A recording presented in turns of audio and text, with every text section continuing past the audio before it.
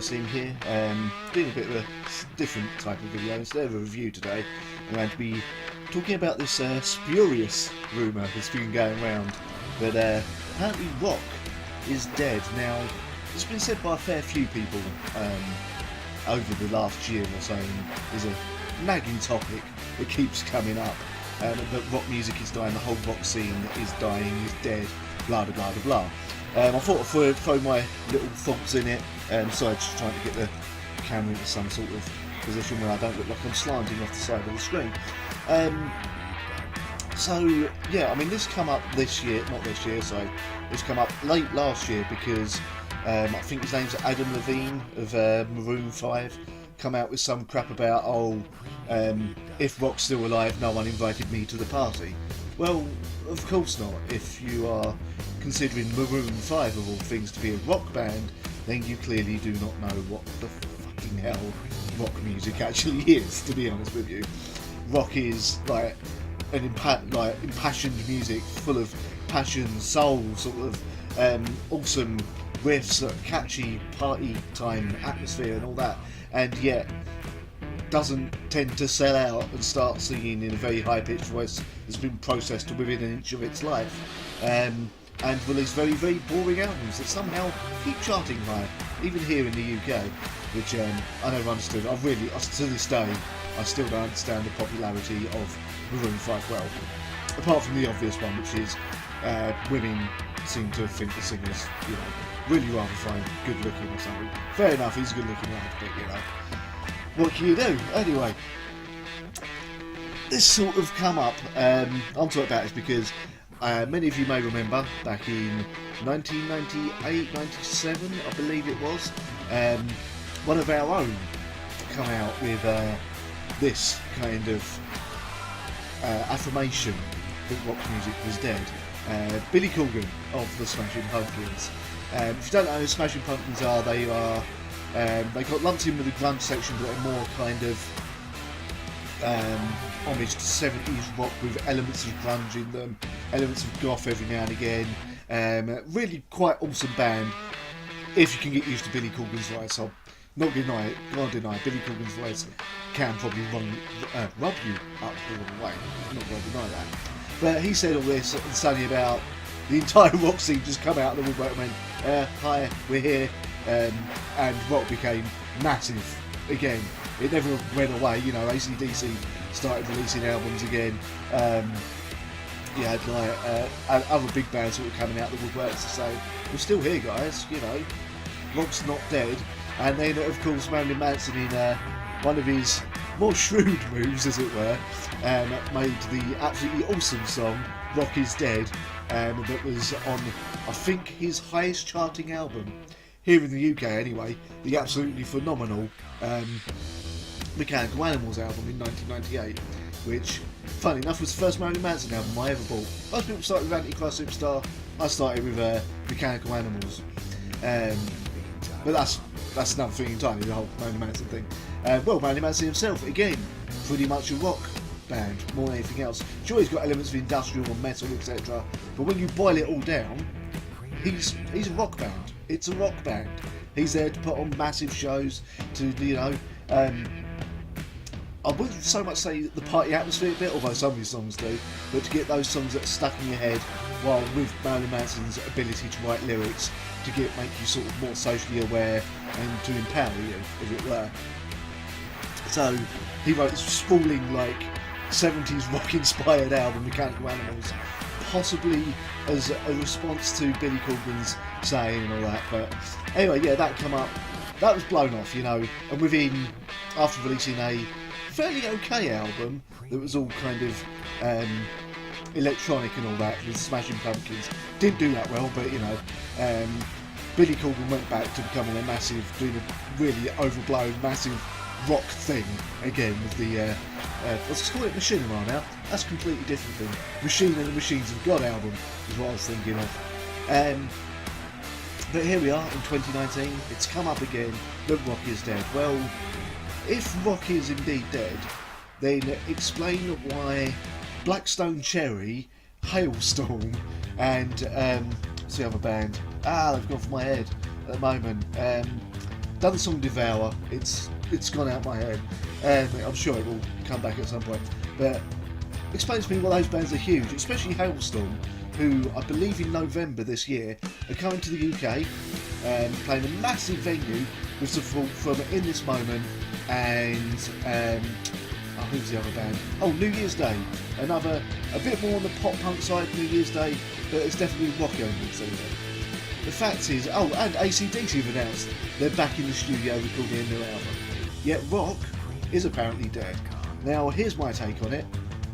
I will admit, I'm not the biggest fan of just straight up rock and roll. I mean, when you got bands like Kiss, yeah, not the biggest fan of them. Don't mind the odd song, don't mind the odd album, especially those first 4 albums, fair enough, pretty good. But when it comes to straightforward rock, I'm very specialist in the kind of rock music I play. If you listen to my radio show, you'll probably have noticed that from what I play on my show.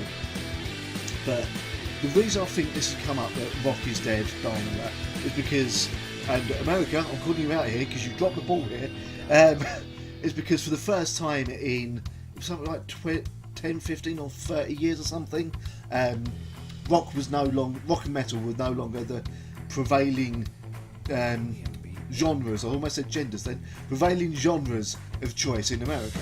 It is now hip hop. I believe is the biggest genre in America as of this year, or as of late last year, which, you know, is terrible for someone who doesn't mind hip hop but wouldn't really call himself a fan as such, unless it's like Kendrick Lamar or Eminem. Fair enough. But yeah, I mean, the reason now that rock's been dead is because, oh no, it slipped down a peg slightly on the commercial sort of leaderboard, I suppose you call it, the billboard and all that. Who cares?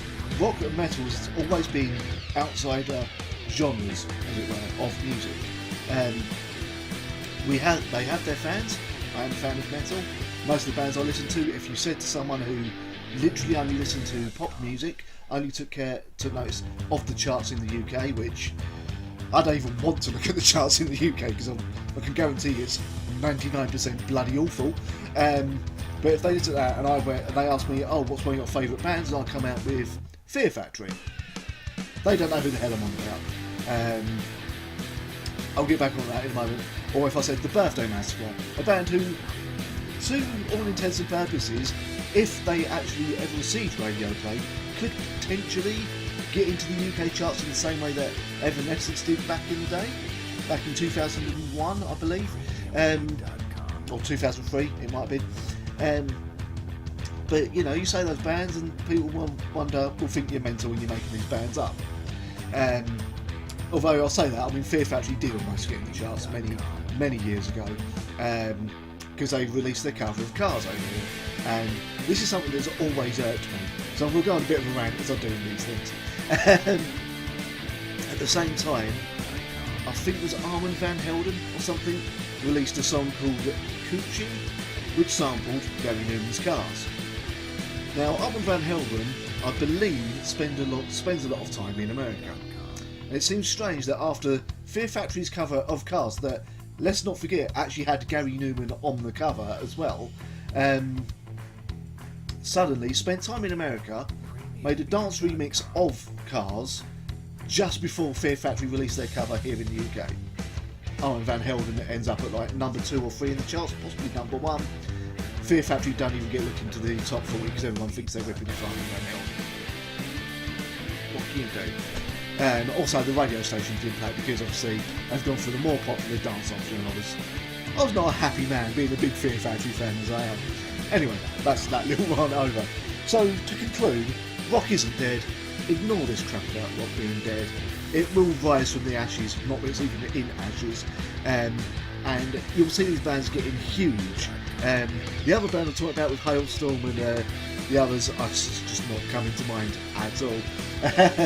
I don't know why.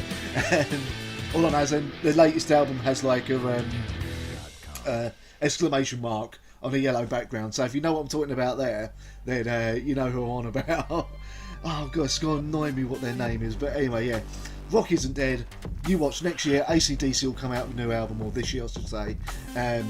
Hailstorm doing that massive tour, possibly their biggest tour here in the UK.